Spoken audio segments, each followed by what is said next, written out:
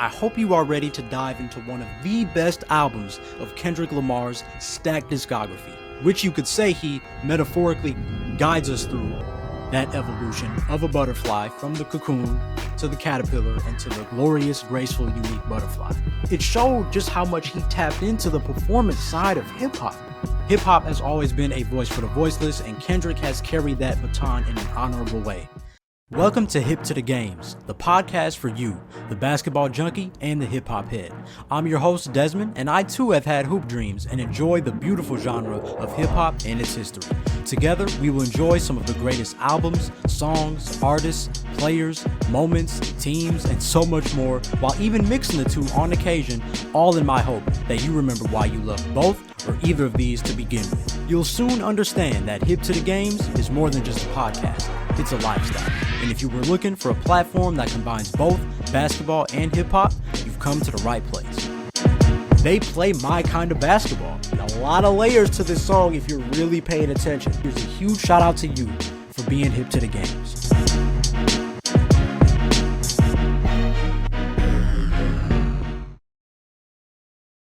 Welcome to a new episode of Hip to the Games. Whether you are new to the H2DG family or a day one supporter, I sincerely thank you for listening or watching today's show. All praise to the creative director, Jesus Christ, as it's always a blessing to get in front of this microphone and share what he's put in my heart with you. And a special shout out to the home team, 19 Media Group, for the opportunity to represent a network filled with passionate independent podcasters. If you consider yourself hip to the games, I would really appreciate it if you took a few seconds to give the show an honest rating and review on audio platforms like Apple Podcasts or Spotify so we can continue to grow the H2DG family. As I tip off today's episode, I hope you are ready to dive into one of the best albums of Kendrick Lamar's stacked discography. It's an album that came out during my junior year of high school and one that hit its 10-year anniversary back in March, and to this day has been a beloved project to many hip-hop fans worldwide. To Pimp A Butterfly. Coming off a very successful sophomore album, Good Kid, Mad City, its jazz-influenced instrumentals allowed Kung Fu Kenny to not just continue to shed light on his Compton background, but now share how that story can be seen in other parts of the world. And as I always say, hip-hop music, whether dirty or clean, always has a story and was always meant to bring positive impact to the world. And Kendrick Lamar successfully accomplished that with this album. Now, if you've been around over the years or remember recent breakdowns of mine, you know that, yes, we will nerd about the bars, punchlines, themes, messages, but I do keep it clean, so you will hear me censor curse words and try my best to avoid sexual innuendos, vulgarity, and even reword those lines. However, you best believe I still keep it hip-hop, and you will walk away learning something new, sharing a laugh, or simply being reminded why you love this beautiful thing we call hip-hop. And another thing to keep in mind as you're listening or watching is that no longer do I break down every single line of every single verse, every single song. Only the songs included in my top 3 will be fully broken down. But again, this doesn't just mean that we rush through all the other songs. In fact, I actually love going into detail with every song, obviously. But as a line by line kind of basis, it's only my top 3 favorite songs. But of course, that just helps me maintain a detailed review while orchestrating an efficient show. So all that said, we are certainly in for another great review, and it starts with some personal and artist background for To Pimp a Butterfly. So like I said earlier, To Pimp a Butterfly came out when I was in high school. And when I look back at that time, a couple things come to mind. Number one, to me, this was just about that time in hip hop where J. Cole and Kendrick Lamar solidified themselves as my generation's Tupac and Biggie, if you will, in the sense that these are the two MCs that came in the game generally at the same time and emerged as the two best rappers that checked every box, whether it's radio hits, deep cuts, relatability, lyricism, storytelling, impact, it didn't matter. There was something for everybody with these two. And if I really had to compare it to something around this time, the hip to the games comparison would be that how around 2013, 2014, when people were subtly already calling Stephen Curry and Klay Thompson the greatest shooters of all time, you knew that they were still young and you knew that they weren't as revered and as successful yet as a Larry Bird or a Reggie Miller or a Drazen Petrovic or a Ray Allen, right? But when you really looked at their games, you could see what people meant. It just wasn't cool to be loud about it yet, right? And I felt the same way about Cole and Kendrick. Okay, Drake, he has the Midas touch. He's top dog. He's always going to be top dog. But it was getting to a point where if you ask somebody who their favorite rapper was, you were going to hear either two answers: J. Cole or Kendrick Lamar. And with Cole dropping his best album in 2014 and then Kendrick following it up with arguably his best work in 2015, I believe that this was the point where they truly stamped themselves as the ones who were going to be hip hop's torchbearers for the next decade plus. Now, secondly, the very next thing that comes to mind when I think about To Pimp a Butterfly is what was going on in the world at that time. I had entered my formative years, so it was really the first time that I was able to not just be aware of, but understand police brutality. The social and political climate we were in at that time was rough. In 2012, Trayvon Martin was killed. 2014, Michael Brown, which led to protests in Ferguson, Missouri, and eventually national protests. Later that year was Tamir Rice. 2015, Sandra Bland. Again, J. Cole expressed our sadness and plea for peace in the midst of the unrest with his song Be Free, while Kendrick ended up using All Right to give black folks the rally cry that we needed to not just believe in a better, safer future, but fight for it however we can. And for me, those two details stand out personally anytime I think of To Pimp a Butterfly. As for Kendrick, though, like I said, I would say he was coming off of two albums that really established who he was, where he's from, and what his worldviews were, and what his dreams were. So for this third album, you can imagine that he wanted to expand the direction a bit and said, okay, how can I continue to speak to Compton, LA, California as a whole, but also let my fans in Chicago, New York, Atlanta, Missouri, wherever know that I see them and relate to their stories too. How can I broaden my impact even more? And I felt like he answered that with To Pimp a Butterfly. And please, by all means, don't get me wrong. Don't miss what I'm saying. I'm not saying that Kendrick failed to do that on Section 80 or he failed to do that on Good Kid, Mad City. I just believe that it became more of a focal point when you consider the timing of the album and the fact that he had that challenge of following up Good Kid with an even better album. And this actually becomes prevalent when you look at the cover art, right? So again, given it was 2015 and we still had the first black president in office in Barack Obama, on the surface, there was just something powerful about a bunch of black folks posted up in front of the White House, right? But then you zoom in, and these ain't black folks in their Sunday best. Almost everybody is shirtless, and you see faces of all ages, bodies of every size. A couple of women are in there, and everybody is holding money.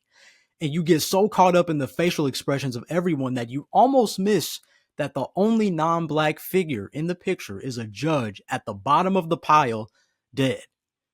And three words that came to mind when I looked at this cover again were joy, freedom, and rebellion. Now, that's my version of what you might take away from the cover art, but Kendrick actually talked about it with mass appeal and said that all of the individuals featured on the cover were people he knew from as far back as elementary school, and that it was his way of sharing the opportunity to see what he was able to see with his success with them. Furthermore, Kendrick elaborated on this aspect, saying, you look at these individuals and you look at them as bad people or a menace to society, but they are actually good people, just a product of their environment. And the one person that always represents them negatively is the judge. Only God can judge these individuals, not one with a gavel handing out football numbers of years and not giving these kids a chance at life. Hip hop has always been a voice for the voiceless, and Kendrick has carried that baton in an honorable way. Now, additionally, Kendrick has always been open about his spiritual journey in his music and still is to this day. And as somebody who values faith in Jesus myself, I always pay attention to that stuff. And it's a huge part of why I'm such an advocate for hip hop, because if you know Jesus' story, you know he uprightly held the Father's love and the command to love thy neighbor as thyself, which requires grace, sympathy, empathy, patience, kindness, forgiveness, qualities that the pain from a fallen world can snatch from you and I. And the word says we will know followers of Jesus by their fruit. So yes, Kendrick Lamar might curse in his music. Yes, Kendrick Lamar might passionately express anger in some of his songs. Kendrick Lamar has made mistakes. Absolutely. And when I look at the substance and the root of his contributions as a musician, I see the connections. Kendrick Lamar really just cares for the people in his community that often get stepped over and forgotten about. Jesus did the same thing. Why are you talking to a tax collector? Why are you inviting prostitutes and sinners to dinner? Because it's the sick who need healing, not the healthy. It's the lost who need saving, not the found. In America, we've been met with the reality that the rich get richer and the poor get poorer. But it is Jesus who says those that are last will become first. And while I use it as an example or a reference point, if you think that's about financial gain solely, I would encourage you to look deeper. Case in point, To Pimp a Butterfly's cover alone is Kendrick's way of being a voice for the voiceless without saying a word. But still, how the heck do we learn all this? And yet the title of this album is To Pimp a Butterfly. Well, as many of us learned, Kendrick initially went with To Pimp a Caterpillar, revealing an acronym that pays homage to his longtime inspiration, Tupac Shakur. But he then changed it to Butterfly to, in his words, show the brightness of life, while flipping the often strong word of pimp to a more positive side, as it represented using his celebrity for good and not being pimped or exploited by the music industry. But if you don't mind, I actually thought about this title a little bit deeper and with a little extra inspiration from Tupac, and I want to share it with you. Now, we know that Tupac once wrote a poem called "The Rose That Grew from Concrete." The Rose That Grew from Concrete, right? And it eventually became a metaphor for his life and the lives of many around the world who grew up with a similar upbringing as him. His main idea was that if you saw a rose that grew straight out of a crack in the concrete, as opposed to its ideal conditions of good soil, sunlight, and a healthy, thriving environment, you wouldn't point out its flaws. You wouldn't point out its damaged petals or its thorns. You would simply be amazed that a flower as lovely as a rose found a way to grow from mere concrete, just like people. We shouldn't look at success. We shouldn't look at a success who came out of harsher conditions or a rougher background and point out their flaws. We should be amazed and inspired that they still persevered and achieved their goals. Like, yo, how did you do that? I can learn from you. Like, yo, that's dope. That should be the energy towards it. And I would venture to believe that Kendrick Lamar wanted that same transcendent inspirational value inside To Pimp a Butterfly. When you look at the music industry, it's very give and take. They'll take what's beautiful about an artist and seek to enhance it or drop and change what they feel won't sell records. But why can't the gift that got the industry's attention in the first place be just as valuable? Why can't that be enough? Think about the uniqueness of butterflies, right? Butterflies are some of the most unique animals in the world. And it seems like anytime you see one, you stop to appreciate its beauty.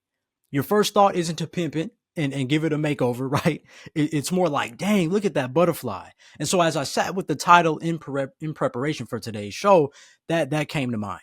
You know, Kendrick uses the beauty of his gifts to point the beauty of a side of the world that often gets overlooked while staying true to who he is as an artist. Though that was my personal takeaway, I thought it was too good to not share with you.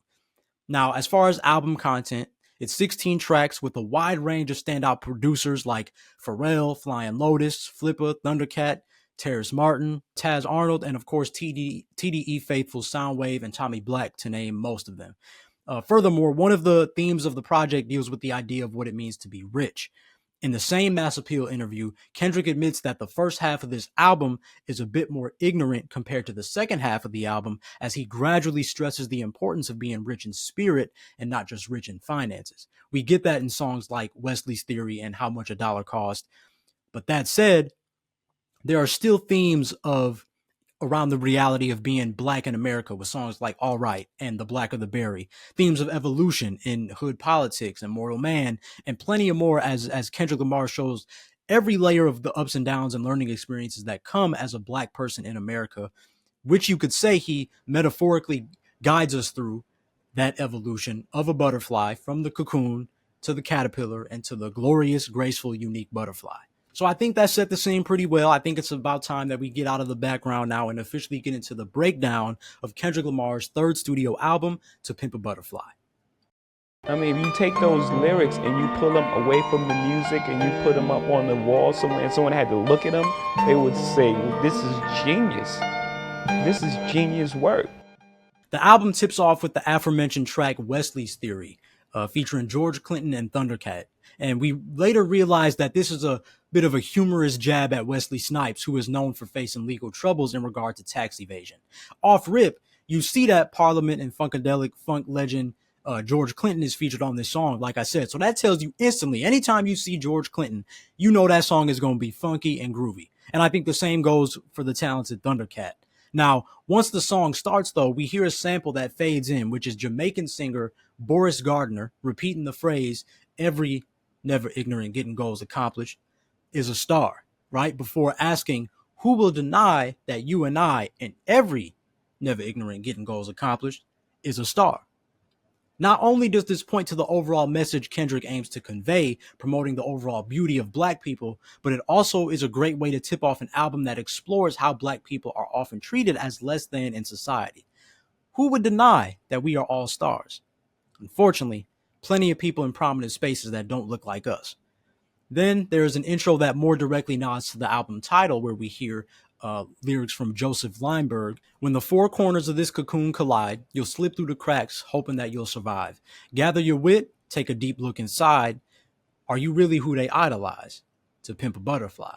Again, it further explores that idea of black people as butterflies, referencing the period of the life cycle right before the butterfly blossoms into an adult. But notice how even the idea of slipping through the cracks lines up with what I said about the similarities with Tupac's Rose from Concrete imagery. And then the intro ends with yet another interesting question. Are you really who they idolize? And we can infer that the answer is no, because the way black people are treated often shows otherwise. Yet at the same time, we could say the answer is yes, because black people have for a long time been seen as threats or competition. They want to pimp us because deep down they know how valuable we are and how much influence we have.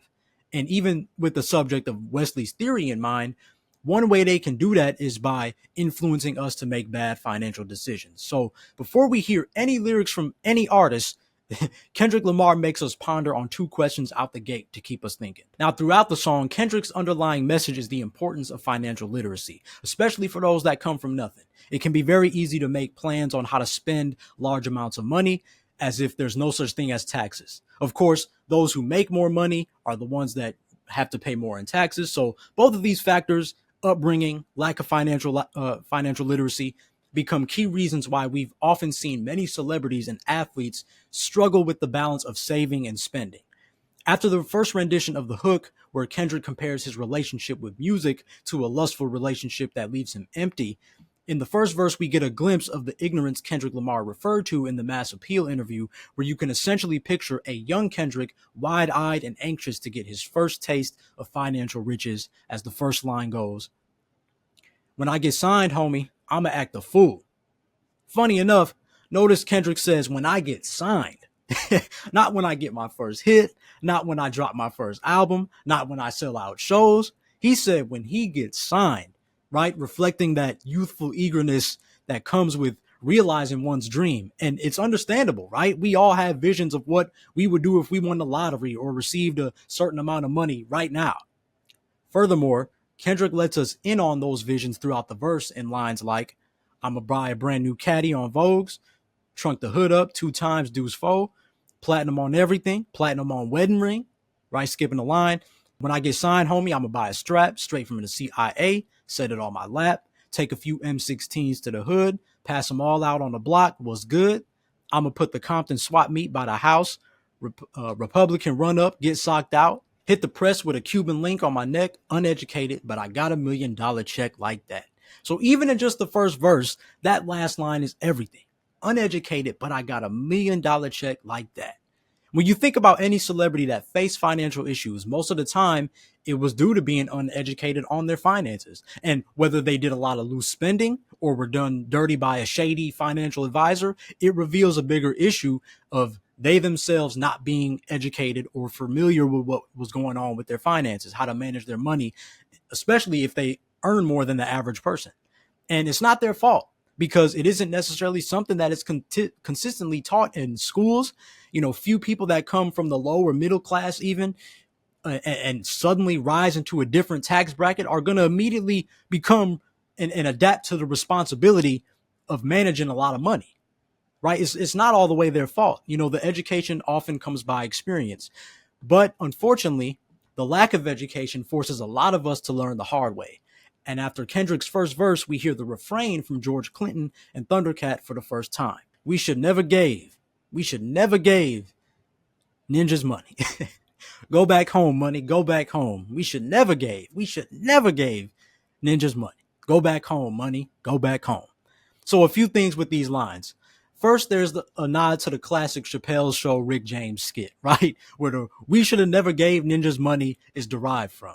Secondly, though, there is money as in someone being called money, right? As a nickname, which we can imply that whoever we is telling money or the rich individual to go back home. A derogatory threat often said towards black people, right? Go back to Africa.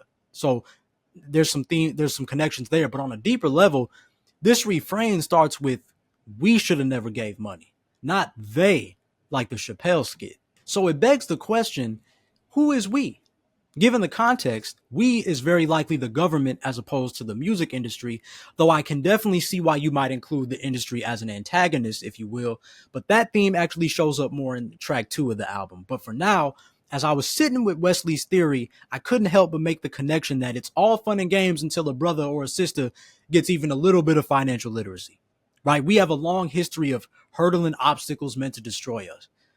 Once we understood how much more important it is that we take care of our bread, and we became even bigger threats to the world because it would rather see us use our money to hinder ourselves, not be of positive influence. And after hearing Kendrick Lamar depict the initial excitement that comes with earning a large amount of money, he uses the second verse to address the reality of having that much money, where he raps from the perspective of Uncle Sam, aka, as we know, the United States, because they have the same initials, right? And Uncle Sam tempts Kendrick, or really anyone who earns a lot of money, to spend it.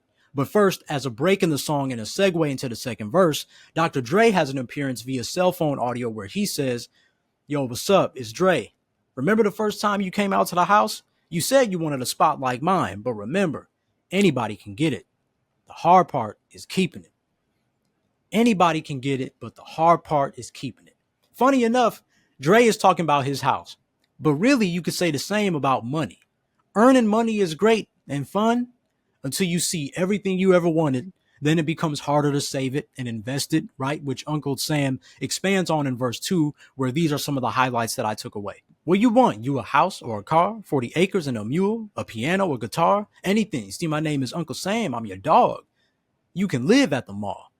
So you'll notice that these lines are nearly identical to what we later hear in the second verse of All Right, which we'll get to later. But in Wesley's theory, we hear Uncle Sam's temptation tactics as he immediately lures Kendrick into believing two things. Number one, he is his friend, and two, he can get him anything he wants. Of course, we are wise enough to know that that ain't true.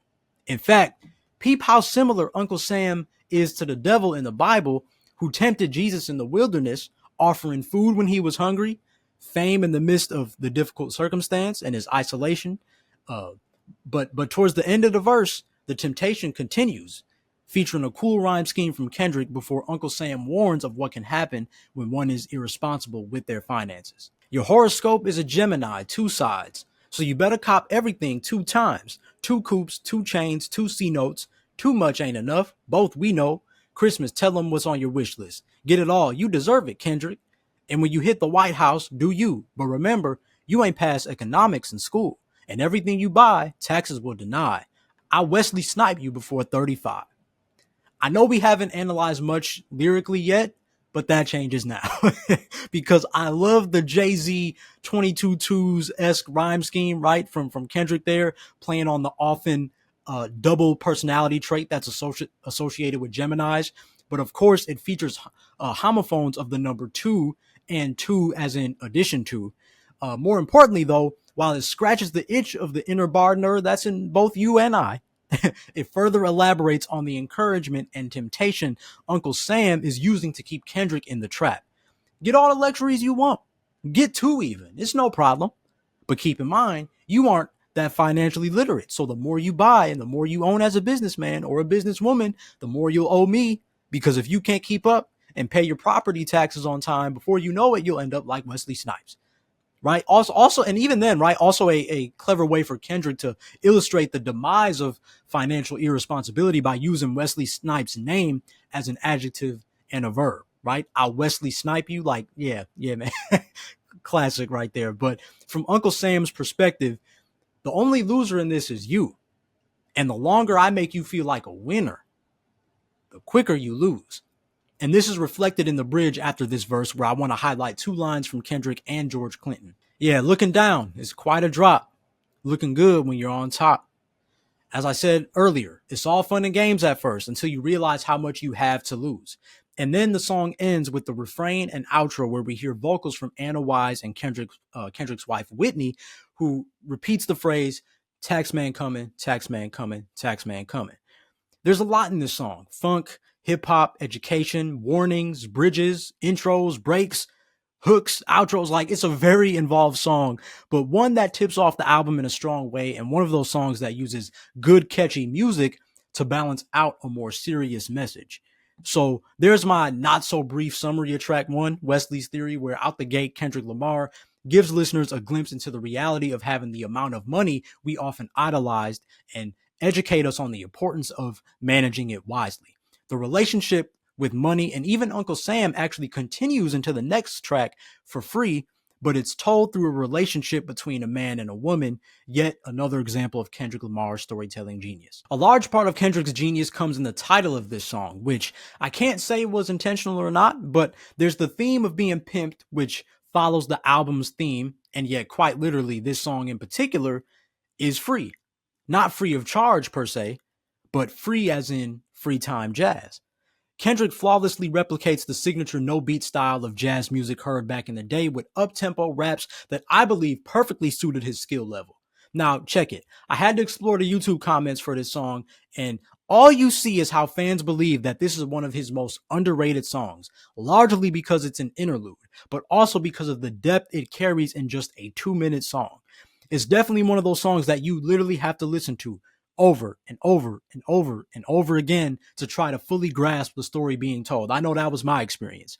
And especially because I was trying to recap an entire album and not just listen for entertainment, I was struggling myself to connect the dots all on my own. And I think that's the beauty of music, and especially hip hop though, right? Like, this album is 10 years old and I still found myself like, what did he mean there? What could this mean? What does that represent? How does that fit with the album's theme? And after further research and peeping all the theories and takeaways out there, it seems as if the woman, credited to Darlene Tibbs, berating Kendrick in the beginning and the end of the song represents the music industry, with lines like, I don't know why you trying to go big, you ain't nothing, right? Others believe that she could represent America's perspective on Black people, particularly those that are in music and sports, right, with high-paying careers, with lines like, "You ain't even buy me no outfit for the 4th," right? The 4th, as in 4th of July, Independence Day. So there's the Uncle Sam connection. And she also says, "I shouldn't be messing with you anyway. I need a baller, boss type of dude." On the surface, when you listen to this, her character reminds you of Yvette in Baby Boy, or insert other character of a different Black Hood classic movie or show like that. But of course, that's far from the point for hip hop's playwright. All right. After repeatedly telling him that he isn't just the type of dude she should be with, Kendrick uses his verse to stand up for himself. Throughout the song, he repeats a phrase that, because this is a family show, let's just say Kendrick makes it plain that, contrary to popular belief, he has value and he isn't worthless. He refuses to be pimped by whoever his antagonist is, America or the record industry. In fact, he's looking at America like, my people have paid our dues in this country and still get the short end of the stick. Or say it's the music side of the things, right? All this time, energy, creativity, and y'all want to act like we as artists are doing y'all a favor? So here's how Kendrick expressed these ideas and or themes in the opening lines of his verse. "You looking at me like it ain't a receipt, like I never made ends meet, eating your leftovers and raw meat." Now, similar to what I mentioned earlier, as you listen to this song, you will catch the surface level connections to what you would hear a pimp say. But again, he's confronting America / the music industry, and it continues with another extremely clever set of bars from Kendrick. "Living in captivity, raised my cap salary. Celery, telling me green is all I need. Evidently, all I seen was spam and raw sardines." Okay. Now, off the bat, I caught a couple connections. Number one, raise my cap salary. I knew it was a play on salary cap in professional sports, with Kendrick essentially saying, rather than having a limit on his finances, he now has the money to spend.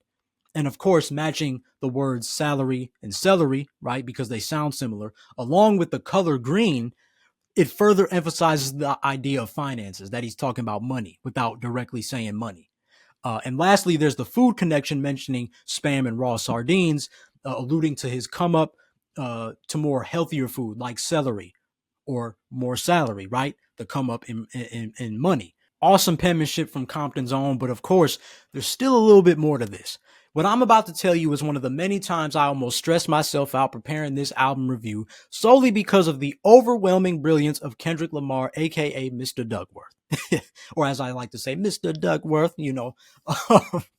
There is a verified annotator for the song named James Dean Hickman on Genius, who is a poetry editor. He's got a lot of great annotations for this song in particular, but during this part, he pointed out the word captivity, to which most of us would immediately think prison or incarceration. Cool. But while referencing the idea of salary cap in sports, he took it to another level by mentioning how athletes that go to college and become high draft picks see more money than their peers. So when Kendrick says, living in captivity raised my cap salary, he may very well be saying that prison has a similar effect on criminals and even rappers. For Hickman, the better the reputation of a criminal, the better they fare in the streets. The same ways entertainers are often more marketable for having a rags to riches story to show for themselves, rappers often get increased publicity just from going to prison. Think of all the countless mugshots that became iconic in the culture, right? Snoop, Pac, Left Eye, ODB, 50 Cent.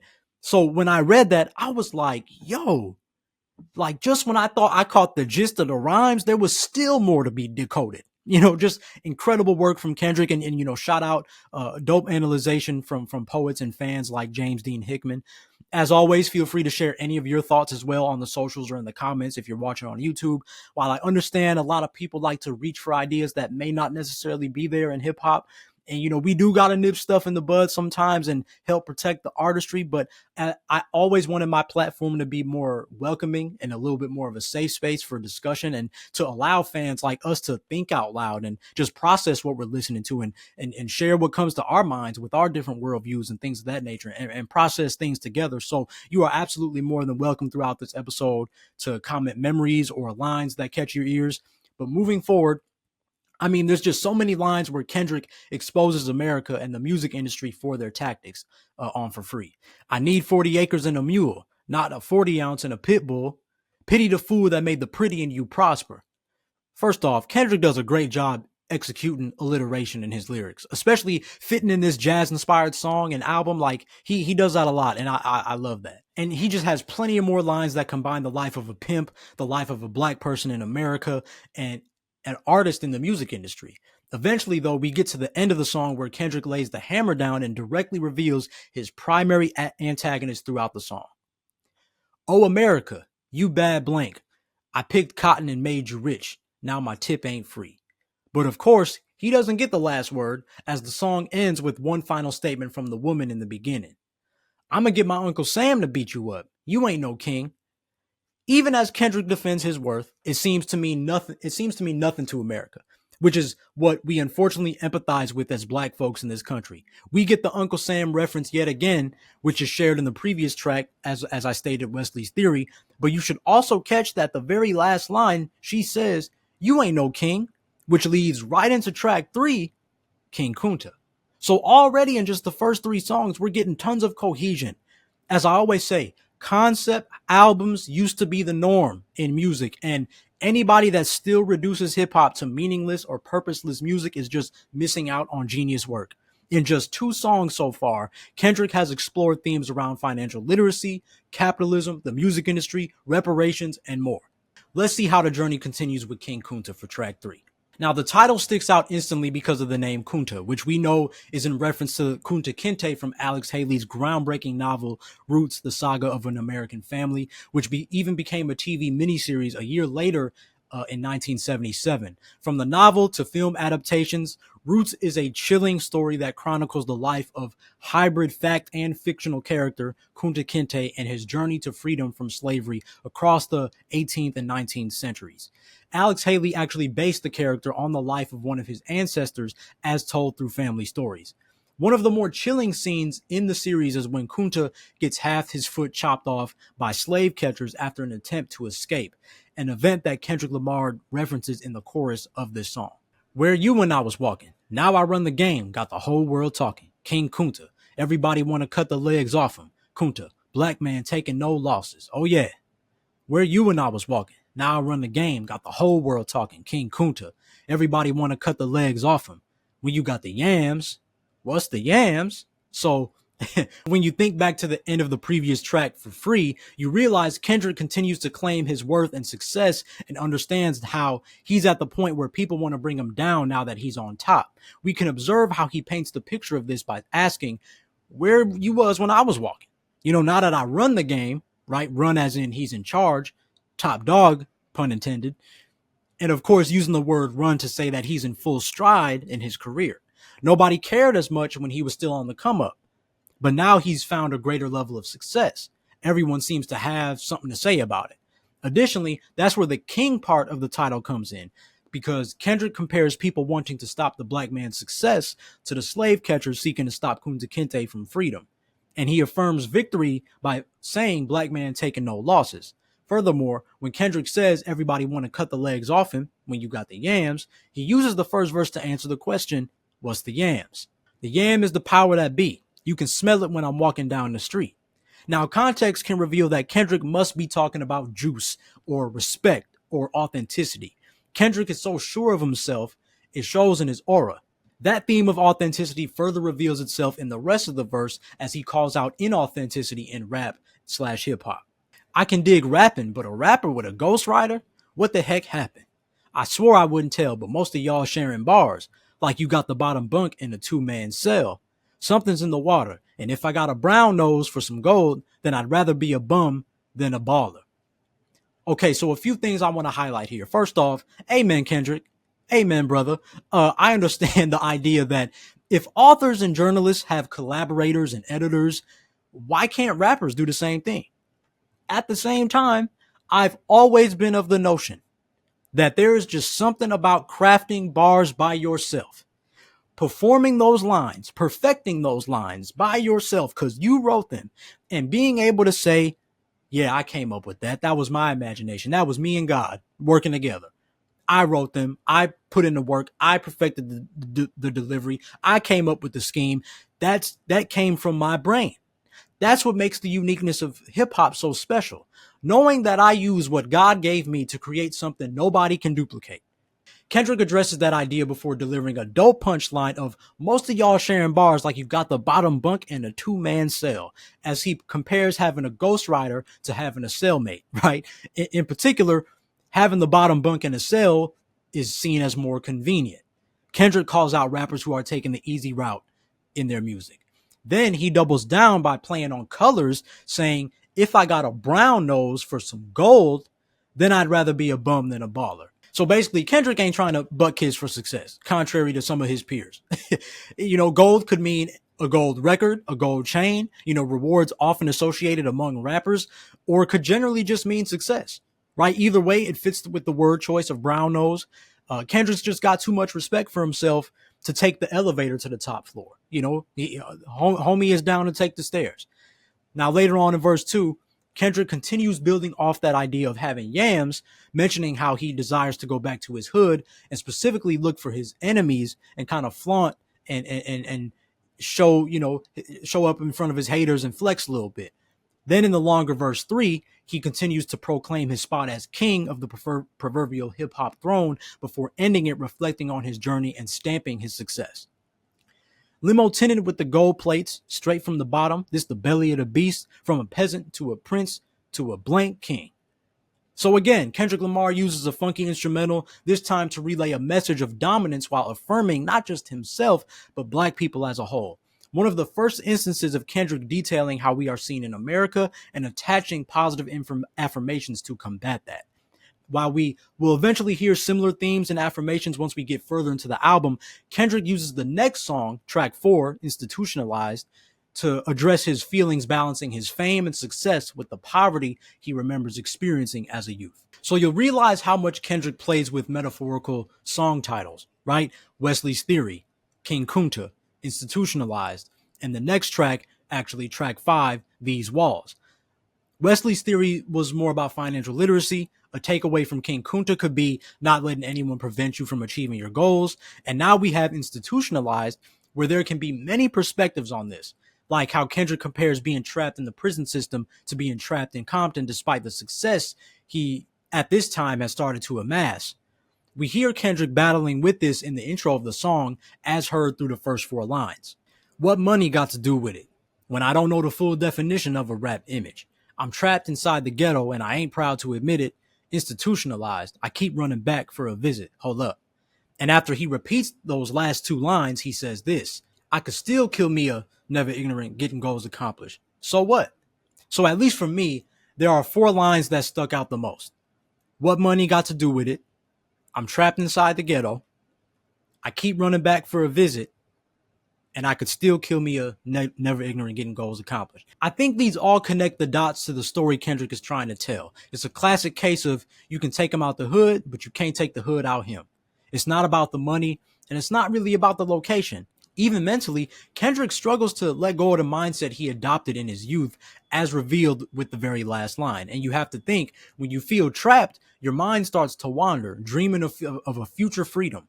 So while this next part of the song features vocals from Anna Wise and Bilal, which really reminds me of the kind of vocals you'd hear from Prince, I thought, from like sonically, if that's the word, this part seems to further reflect the thoughts and ideas of either Kendrick or a character who feels trapped. If I was the president, I'd pay my mama's rent, free my homies in them, bulletproof my Chevy doors, lay in the White House and get high, Lord. Whoever thought? Master, take the chains off me. So you'll notice that these are more personal matters as opposed to global ones when you think of presidency, right? Usually when we think of what we would do if we had this kind of power, we tend to think of bigger societal issues like homelessness, prison reform, access to healthcare, right? But these are a lot more personal. And at first what came to mind for me was the aspect of the American dream. Hence the last line, Master, take the chains off me. I felt like it kind of served as a plea to say, let me be free so I can do these things. It shouldn't have to take me being president for my mom to pay her rent, to free my homies from jail, to live in a safer environment. But then after sitting with the song some more, I started to think that this entire song is really about being trapped in a poverty mindset. Again, this is my opinion. This is my takeaway. That mindset has a grip on the character he describes in this song. And that's really what Kendrick urges listeners to be free from. Again, I do think there's room for a lot of interpretations here. So let me know what you think as well. But after plenty of thoughts, that's the overarching theme that I ended with. How to escape the poverty mindset, where even at your best or most successful, you can't seem to shake the mindset you developed before that point. And part of the reason why one may not be able to shake that mindset is because they may still be even within close proximity of the people who still have it. And I think in the end, that's the story being told. You know, verse 1 gradually reveals a conversation between Kendrick and a friend he took to the BET Awards. And in verse 2, we get more of the friend's thought process throughout the interaction. Instead of being inspired in the midst of all the stars and the fame that's happening at the BET Awards, the friend is strongly tempted to steal valuables like jewelry and things from the celebrities, revealing the mindset his environment has programmed him to have. So let's get into some of those highlights. In verse 1, Kendrick raps, be all you can be, true. But the problem is, dream only a dream if work don't follow it. This is why I had thoughts of the American dream, because Kendrick kind of alludes to the fact that America has often sold black people the idea of the American dream only to keep them in systems or thought patterns meant to keep us down. Kendrick calls it out by saying, yes, it's true that we should aim to be our best selves. We should reach for the sky, so to speak. But if we blindly dream and fail to put in the work to see them come to fruition, they won't manifest. Then at the end of the verse, he sets the scene to eventually usher in the secondary character in the story. But something came over you once I took you to them BET Awards. You looking at artists like they harvest is, so many rollies around you and you want all of them. Somebody told me you thinking about snatching jewelry. Again, because the friend has suddenly entered an environment that once seemed unattainable for him, his response to it reflects the mindset he carried leading up to the event. His default setting is to take what he wants, not work for it, because the idea of having those luxuries has been glorified. And this idea is further reflected in the chorus from Bilal, who repeats, Ish don't change until you get up and wash your tail, homie. This simply means that you can't expect your circumstances to change if you are unwilling to do the work necessary to change them, which we covered earlier. And it eventually leads to the second verse, which details the friend's point of view, who starts out describing the surrounding temptation. What am I supposed to do when I'm looking at walking licks? The constant big money talk about the mansion and foreign whips. Obviously, stemming from the term hit a lick, the friend describes the celebrities not as people, but as walking targets. After further description, the last chunk of the verse reveals his motives and thought process behind his urge to steal from the rich. One more sucker waving with a flashy wrist, my defense mechanism tell me to get him, quickly because he got it. It's a recession. Then why the heck he at King of Diamonds? No more living poor, meet my fofo. When I see him, put the per diem on the floor. Now Kendrick, know they your co-workers, but it's gonna take a lot for this pistol go to cold turkey. Now I can watch his watch on the TV and be okay. But see, I'm on the clock. Once that watch landed in LA, remember steal from the rich and giving it back to the poor? Well, that's me at these awards. Ooh, so a few lines to unpack here. Okay, the first one, it's a recession. Then why the heck he at King of Diamonds? The friend is justifying his actions by presuming that if a potential target is rich enough to go to a popular strip club in the middle of a recession, it must mean he's got plenty of money to spare.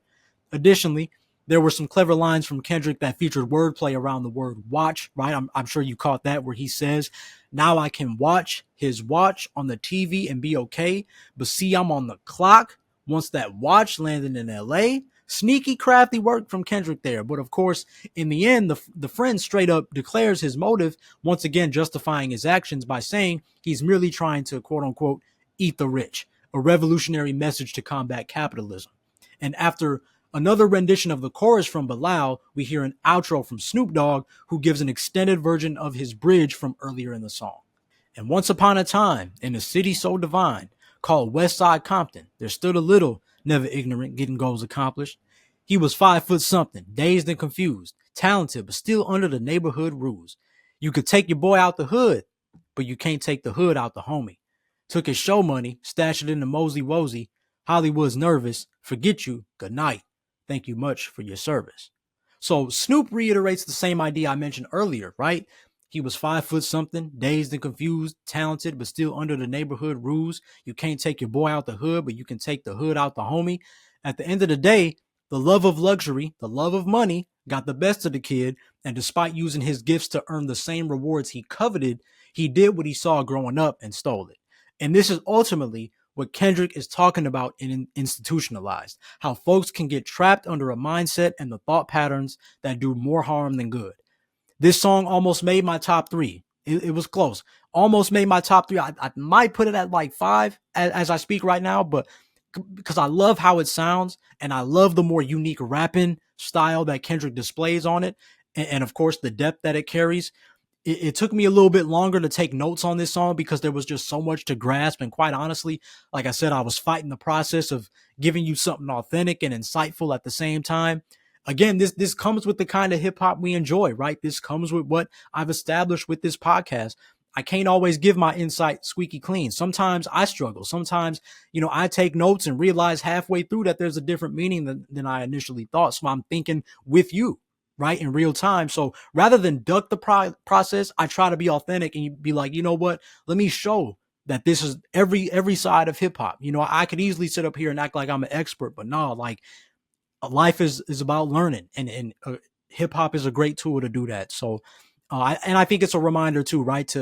For you and I that it's important to absorb the music and not just rush through it. But moving on, we go from one metaphorical track and concept right into another with track 5, These Walls.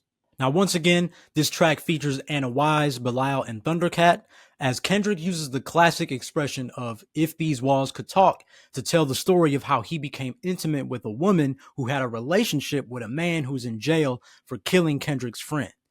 Yes, you heard that right. Kendrick is seeking revenge through his intimacy with the woman, knowing the inmate won't be thrilled to see his girl with Kendrick Lamar. And throughout the song, "these walls" has several meanings. A primary one being the female anatomy, another one being a prison cell, and the third one being the human brain or conscience. If you're a visual learner like me, I highly recommend watching the video for this song. Kendrick and TDE made a comedic short film for this song. I'm sure you remember, where you can see how everything plays out. It's yet another example of how strong Kendrick's use of imagery is, not just with his words, but when it comes to the music videos as well. Again, while I prefer to tread lightly on these subjects, they are a part of the human experience. And I think these are some classic Kendrick bars that showcase the skill, the imagery, and the metaphors that exist in his arsenal. For example, Kendrick actually describes his feelings while with the woman as well as what she is feeling, despite not saying a word. These walls are vulnerable! Exclamation. Interior pink, color coordinated. I interrogated every nook and cranny. I mean, it's still amazing. Before they couldn't stand me. These walls want to cry tears. These walls happier when I'm here. So as you can hear, there is some specific word choice that describes the setting, words that describe the feelings, and the last line actually further revealing the situation at hand. As Kendrick says, the woman seems to be more at ease, more at relief, more happy with Kendrick than her baby daddy, right? Furthermore, Kendrick uses his fourth verse to speak more on the perspective of the inmate and how his mind is on revenge, with lines such as, if your walls could talk, they tell you it's too late. Your destiny accepted your fate. Wall telling you that commissary is low, race wars happening, no calling CO, no calling your mother to save you. Killed my homeboy and God spared your life. Dumb criminal got indicted the same night.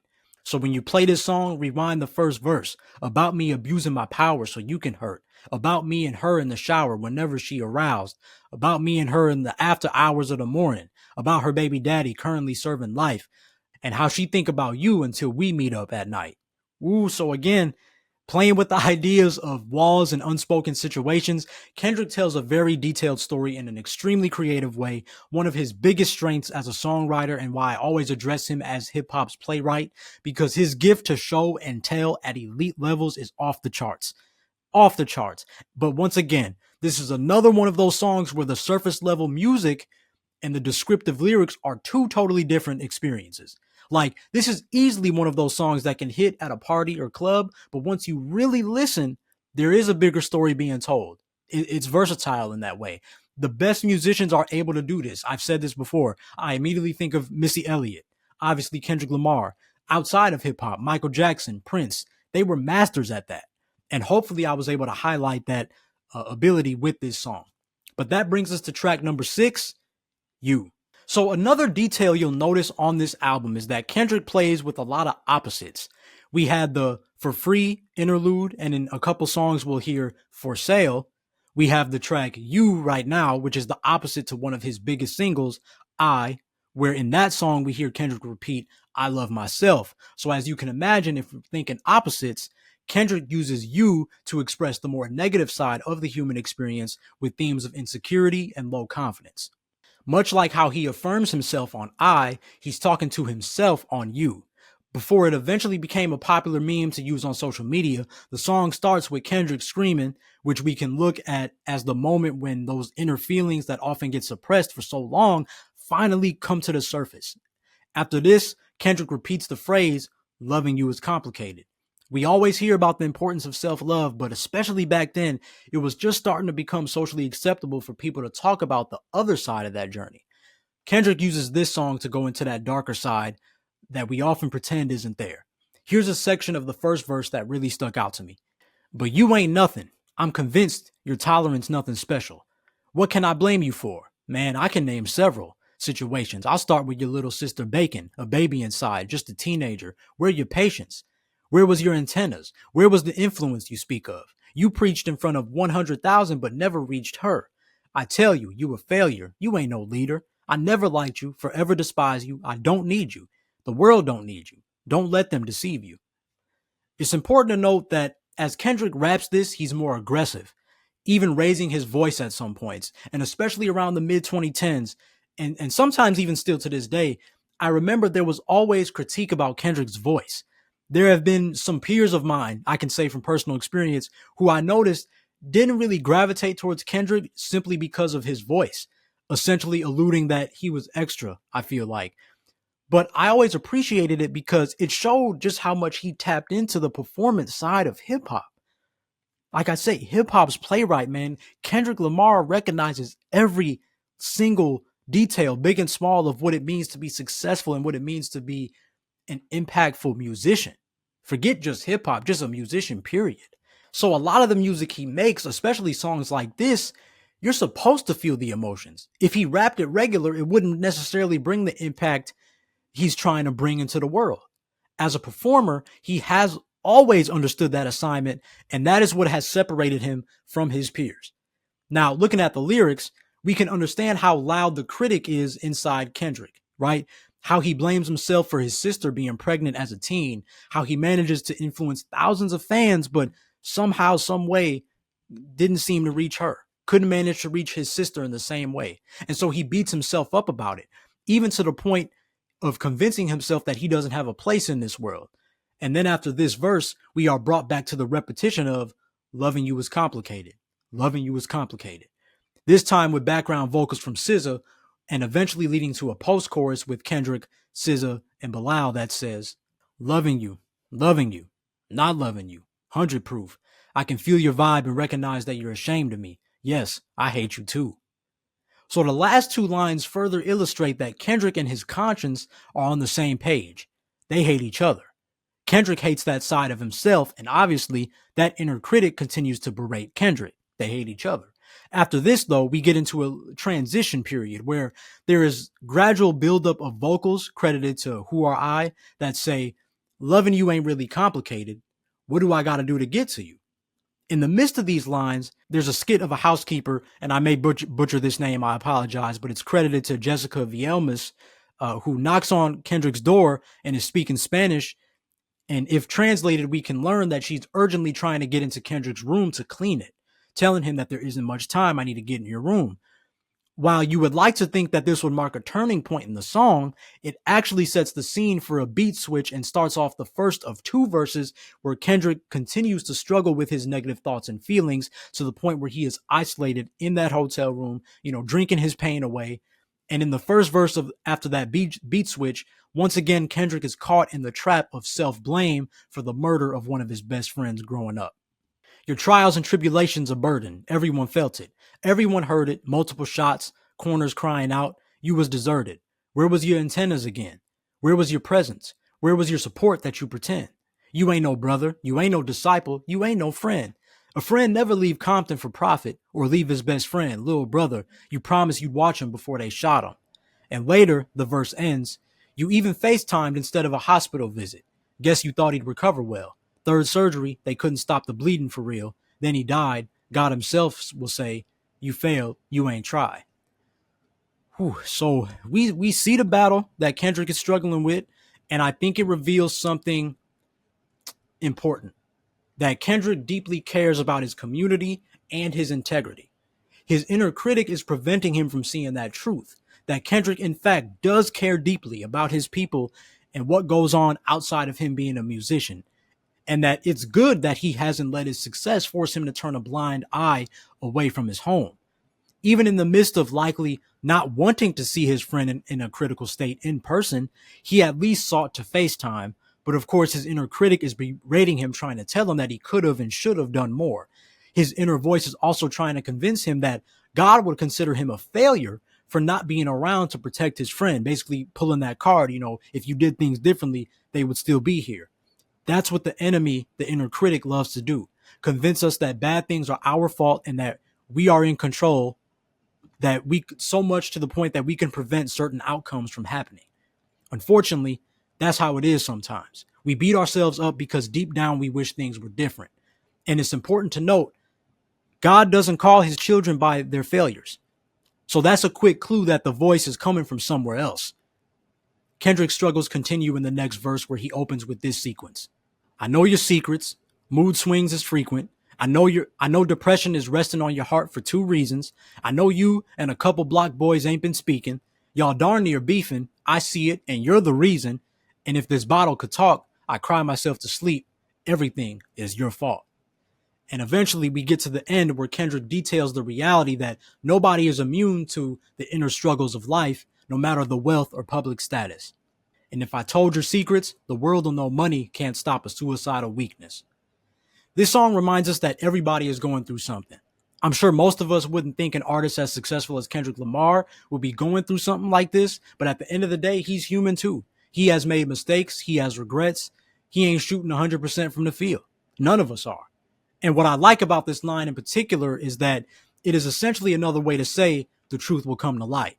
If Kendrick let people in, they would see just how much fame and money doesn't heal his trauma. Certainly a deeper song from Kendrick, a more emotional song from Kendrick, a more introspective and vulnerable song from him. But as he put it in an interview with Rolling Stone when talking about if you don't attack it, it will attack you. If you sit around moping, feeling sad and stagnant, it's going to eat you alive. This is the part of Kendrick's story where the depression was eating him alive. Thankfully, though, we'll get to see how he overcomes it with later on. But in the meantime, speaking of overcoming, we finally get to explore a song pretty much line by line with the seventh song, All Right, which cracked the second spot on my top 3 favorite songs from the album. All Right, as we know, is one of Kendrick Lamar's biggest and important songs in his discography. Like I mentioned in the intro, it came at a time where I was a teenager and started growing in awareness of how people like me unfortunately get treated in this world. But this song gave so much hope and positivity during that time, and it's no surprise that it has remained one of my favorites from Kendrick Lamar to this day. In fact, if you're tapped in, you may remember that I once collaborated with my brothers over at the Gimmick Infringement Podcast. Shout out Brad and Tyler. Me and Ty collaborated on a written piece where we shared our top 5 songs of the 2010s. And All Right was number 1 for me. If you would like to read that full piece, I'll be sure to link that in the show notes of this episode. But I wanted to share an excerpt from my writing because it's very fitting for today's occasion. Kendrick Lamar decided to do what hip hop especially does best: give a voice to the voiceless. But this didn't just come with a voice. Kendrick gave us hope. We gonna be all right. We've been hurt. We've been down, faced with the reality to move on, but with nowhere to go. We are no stranger to bad times, but God got us. He always has. We gonna be all right. Art is a great way to bring hope and unity when all feels lost. Artists like Nina Simone, Marvin Gaye, and Bob Marley come to mind. And in the summer of 2015, Kendrick added his name to the illustrious list. All Right features genuine emotion and thoughts from Kendrick Lamar. Thoughts of frustration, but also thoughts of hope. And even in the music video, the joy on the faces of Kendrick and his peers are visual examples of that hope. That has always been one of Black people's biggest strengths. Even at our worst, we can smile. Even when we are hurt, we find a way to keep pushing. Why? Because it's never just about us. It's about the future generation. And Kendrick Lamar understood his assignment. He snatched that torch of responsibility for hip hop and proceeded to give us an anthem that will remain timeless for years to come. When we felt like throwing in the towel, Kendrick helped bring us back to life. That is hip hop. When it becomes bigger than one's own career. When it serves a purpose far bigger than what they can imagine. Anytime somebody asks me about All Right, I would hope something like that would come to mind. Because like this song, like I said, it just represents so much hope, especially considering the kind of song that you was. But man, let's get into it, starting with the intro. All's my life I has to fight, homie. All's my life hard times like bad trips like Nazareth. I'm jacked up, homie, you jacked up, but if God got us, then we gonna be all right. The big takeaway from the intro is that Kendrick mentions Nazareth, where we can make a connection to Jesus of Nazareth in the Bible. Nazareth was a town that was often disregarded and seen as less than, which made it the perfect place for the Son of God to spend a majority of his childhood at. This is why the next 2 lines make sense, as Kendrick basically says, well, if we so jacked up, but God is within us, we gonna be all right. If he's with us, we should be cool. This leads to further affirmation from Pharrell, who's in charge of the chorus. We gonna be all right. We gonna be all right. We gonna be all right. Do you hear me? Do you feel me? We gonna be all right. We gonna be all right. Huh? We gonna be all right. We gonna be all right. Do you hear me? Do you feel me? We gonna be all right. I love this because it has that pick me up sentiment to it, right? Like it's affirmative with its repetition, but Pharrell is yearning for our attention by saying, do you hear me? Do you feel me? Let it sink. Believe it. We gonna be all right. I'm gonna drill it into your head until you believe it. We gonna be all right. Then we get into Kendrick's first verse where he immediately starts addressing the reality of what goes on in America. And when I wake up, I recognize you looking at me for the pay cut. but homicide be looking at you from the face down, with Mac 11 even boom with the bass down. So a few things. First, Kendrick starts with "When I Wake Up," which, funny enough, all these years later, I never thought of it this way, but the phrase "stay woke" became instructions to follow to encourage awareness of police brutality and discrimination. So I thought it was a great start to the verse to say, "When I wake up." As I become more aware of what's going on, I can peep that jobs may discriminate against me and hire me or hire me because they know they'll pay me less money. Or in terms of police brutality, they're looking at us one way, they see us as a threat or a target, but in turn, a homicide charge is facing them. So then Kendrick plays on that by asking, what Mac 11 even boom with the bass down? In a bigger picture, this is about suppression, right? Similar to what is used to suppress the sound of a gunshot. Oftentimes, crooked police would prefer their brutality to be swept under the rug. But Kendrick continues his verse looking more at his internal struggles as opposed to global ones. Scheming, and let me tell you about my life. Painkillers only put me in the twilight, where pretty women and Benjamin is the highlight. Now tell my mama I love her, but this is what I like. Lord knows, 20 of them in my Chevy. Tell them all to come and get me. Reaping everything I sow, so my karma coming heavy. No preliminary hearings on my record. I'm a gangster, in silence for the record. So Kendrick confesses his vices as he struggles to indulge in painkillers, women, money, right? Of course, Benjamin meaning money, right? But hence the contrast of painkillers putting him in the twilight or the darkness, and his highlights being women and the abundance of money. Either way, he recognizes that all three of these vices are fickle and that his overindulgence may come back to bite him. And at the end of the verse, he seems to accept that fate before ushering in the pre-hook to reveal he won't let it keep him down. Tell the world I know it's too late. Boys and girls, I think I've gone cray. Drown inside my vices all day. Won't you please believe when I say, wouldn't you know, we been hurt, been down before. Homie, when our pride was low, looking at the world like where do we go? Homie, and we hate po-po, want to kill us dead in the street for show. Homie, I'm at the preacher's door, my knees getting weak and my gun might blow. But we gon' be all right. When you think about everything Kendrick has rapped about so far, it actually makes more sense by the time we get to the end of the song, as again, there is some connection to the previous song, You, where Kendrick, flaws and all, chooses to keep his head high. So there is some kind of dual meaning here, right? On one hand, it's more personal for Kendrick as he chooses to stay afloat despite his flaws. It encourages those with more internal struggles to keep going. But on the other hand, it's also a rally cry for Black folks to stand tall and have faith in the midst of our unrest. We aren't strangers to adversity. We've been lost, hopeless, or at a crossroads before, but still, even as Kendrick is getting weak from praying and pleading with God and even contemplates not being here anymore, he chooses hope that the future will be better. After Pharrell's chorus once again, we then get into verse 2 where Kendrick starts. What you want? You a house, you a car, 40 acres and a mule, a piano, a guitar, anything. See my name Lucy, I'm your dog. You can live at the mall.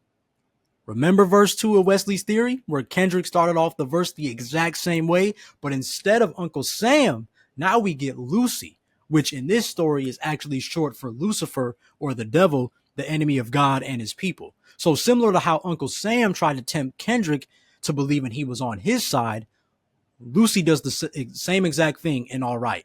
And just like I do sometimes on here, you know we got to rap the iconic moments, okay? So when you know this part, you feel free to rap it with me wherever you're listening or watching, because you know we can't rap it no other way.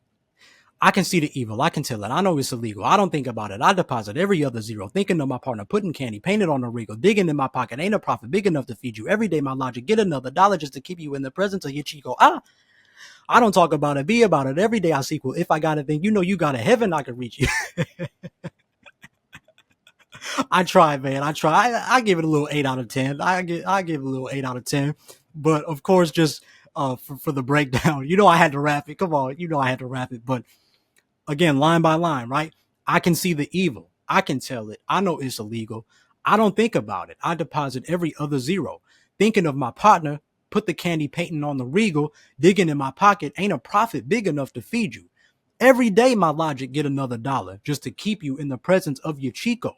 I don't talk about it, be about it. Every day I sequel. If I got it, then you know you got it. Heaven, I can reach you. So again, this is all from the perspective of the devil. He tells Kendrick that he can see evil because he is evil and knows the consequences. It reminds me of how, if you're a believer, we always hear how the devil will sell you a sin but leave out the consequences. I know it's illegal. I don't think about it. And even the following line, if we're connecting Wesley's theory and all right, thinking of my partner, Uncle Sam. Put the candy painting on the Regal. So Lucy's like, yeah, Kendrick, go ahead and spend that money. My boy Uncle Sam was telling you about. Go spend that. Pimp your ride. Do the most. The devil continues. Digging in my pocket ain't a profit big enough to feed you. Every day my logic get another dollar just to keep you in the presence of your chico. Boy in Spanish. To keep you in the presence of your boy. So to me, these lines signify greed. It's a never-ending cycle of wanting more, something Lucy is already hip to. He or she, in this case, knows that Kendrick would have to keep succumbing to the devil's temptations to keep him around, not just for himself, but even Uncle Sam. With the idea of financial greed and materialism in mind, I thought of it like feeding a slot machine. As long as you get desired outcomes, you will want to keep trying your luck/fortune. Likewise, as long as Kendrick feeds into the devil's schemes, Lucy will have him right where he wants him. It seems to be a battle between Kendrick and Lucy partnering with Uncle Sam as they influence him to abuse his finances. But at the end of the verse, Kendrick seems to snap out of it, shouting out his deceased homies and acknowledging his purpose behind his music. Pat dog, pat dog, pat dog, my dog, that's all. Big Back and Chad, I trap the bag for y'all. I rap, I black on track, so rest assured my rights, my wrongs, I write till I'm right with God. Ooh, Kendrick, man, he crafty with it, man. He's crafty with it. Kendrick ends with some dope wordplay, mentioning how he blacks out on tracks or goes crazy in the booth, righting his wrongs, as in his lyrics, but also righting his wrongs, as in making up for his mistakes until he's right or in good judgment with God, which again further points to the theme of the song, as Kendrick acknowledges that he'll take the good with the bad as long as he aims to be in heaven, the reward of ultimate judgment by God. And after another rendition of the pre-chorus and main chorus, the song ends with an outro from Kendrick and Thundercat. I keep my head up high, I cross my heart and hope to die. Loving me is complicated, too afraid of a lot of changes. I'm all right and you're a favorite. Dark nights in my prayers. So, in a mixture of what we've heard in You and All Right, Kendrick vows to keep his head up in the midst of his challenges, understanding that through the ups and downs, he'll be all right in the end. So while many of us have attributed this song to the social injustice often seen in Black communities worldwide, there is also plenty of introspection and ways we can internalize this song with our own circumstances and struggles. Either way, the message is the same. If we keep our eyes up and trust in God's guidance, provision, and receive his grace, we'll be all right. Not to say that we remain passive or stuck in bad habits, but more so that we believe in better days and that those days will come as long as his hand is on our lives. Now, as we reach the halfway point of the album, it's time for another interlude. And again, as I said earlier, after hearing For Free and track 2, it's time for Sale with track 8. So in For Free, we heard Kendrick run with the pimp-centric idea and explore the worth of Black folks in America and to some degree, artists in the music industry.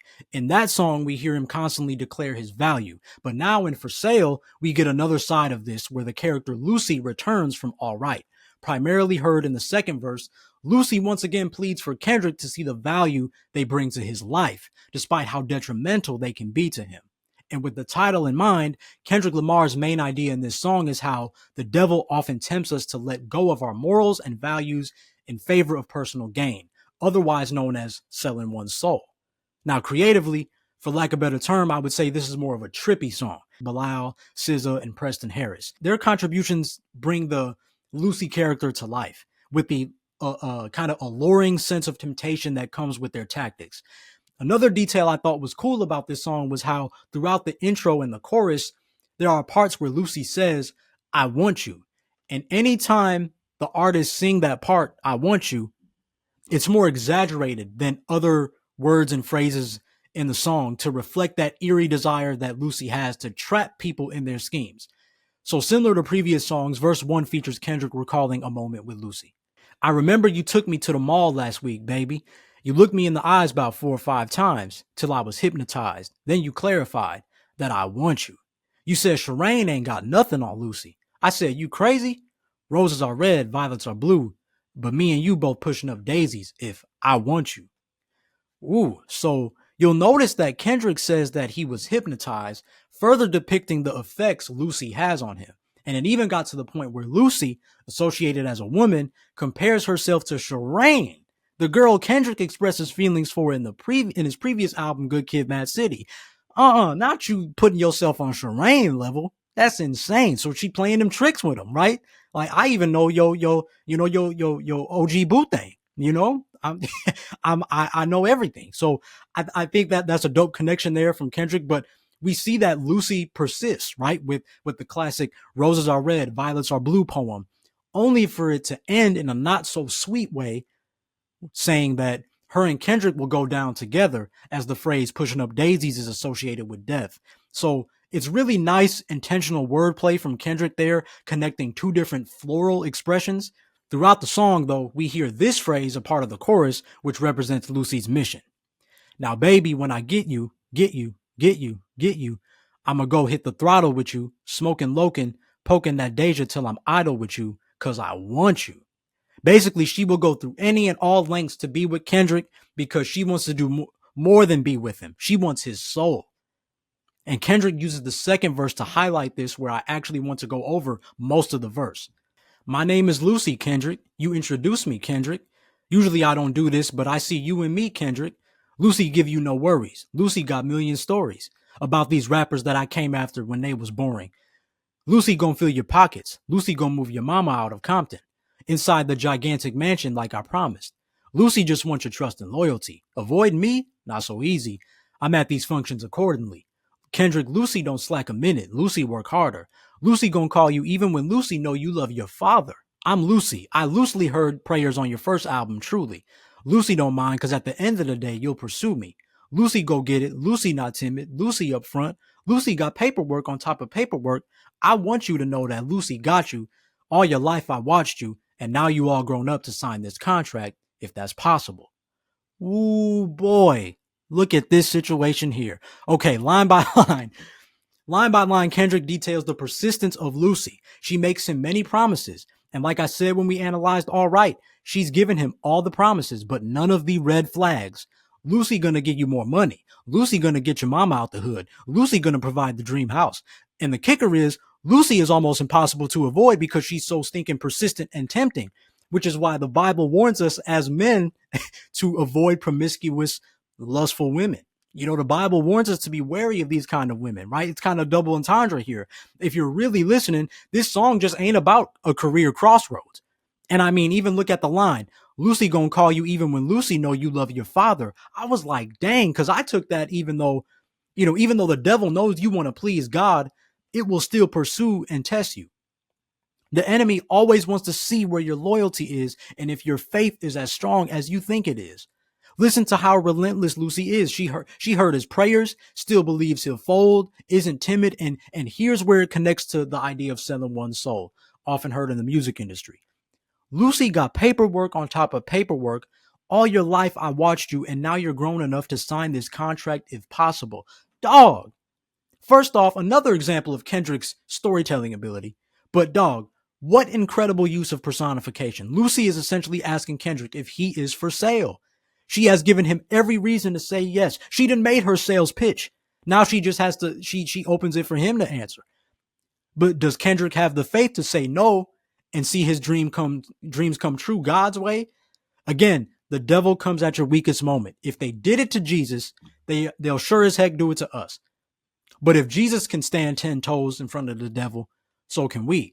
And while Kendrick left us with a cliffhanger, he mentions Lucy in a snippet of the poem that is gradually revealed throughout the album. I remember you was conflicted, misusing your influence. Sometimes I did the same, abusing my power full of resentment that turned into a deep depression. Found myself screaming in the hotel room. I didn't want to self-destruct. The evils of Lucy was all around me, so I went running for answers until I came home. Now, I know what you're thinking. I know what you've been thinking. Des, what about the poem? What about the poem? Talk about the poem. I didn't want to stray too far off and of what is already a loaded episode. And I wanted to save the poem for its complete rendition at the end, but I do bring it up here to say, notice how much of this poem points back to the songs we've heard up to this point. He mentions Lucy. He mentions the self-destruction, depression, and misuse influence we heard in You.